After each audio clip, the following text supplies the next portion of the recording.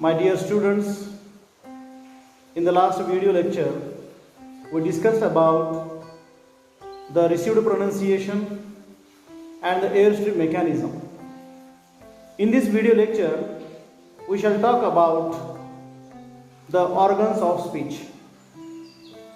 Most languages in the world are produced with a pulmonic egressive airstream mechanism. Before the air gets out into the outer atmosphere, various organs in our body convert it into the various speech sounds. These organs are called as the organs of speech. The organs of speech can be divided into the three systems. The first system is the respiratory system. The second system is the phonatory system. And the third system is the articulatory system. When we talk about the phonatory system, we discuss about the larynx. The larynx is commonly called as the Adam's apple. It is situated on the top of our windpipe. The air coming from the lungs comes out of the body through the windpipe and through the larynx. In the larynx are situated a pair of lip-like structure, and that is called as the vocal cord. And these are placed horizontally from front to back. They are attached in front and they are separated at the back. The opening between the cords is called as the glottis.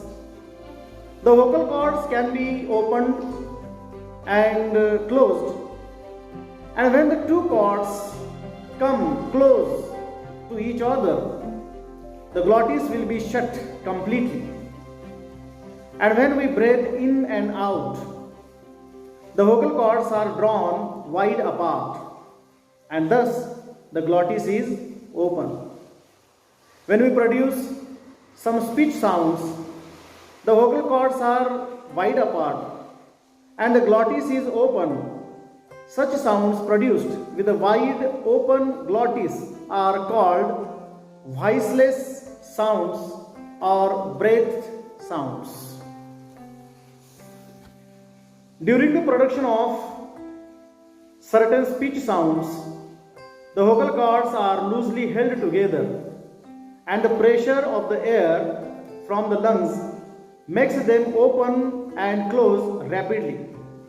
This is called as the vibration of the vocal cords, and the sounds produced when the vocal cords vibrate are called voiced sounds.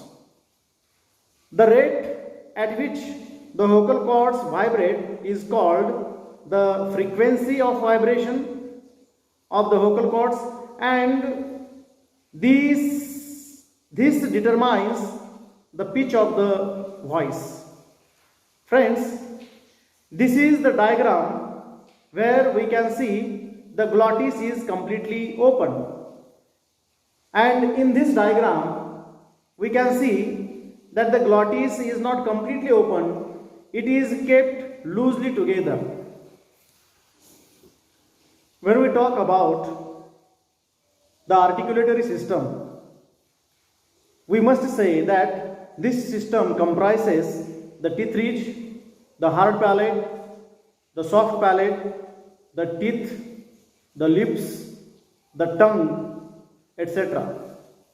The teeth ridge is also called the alveolar ridge.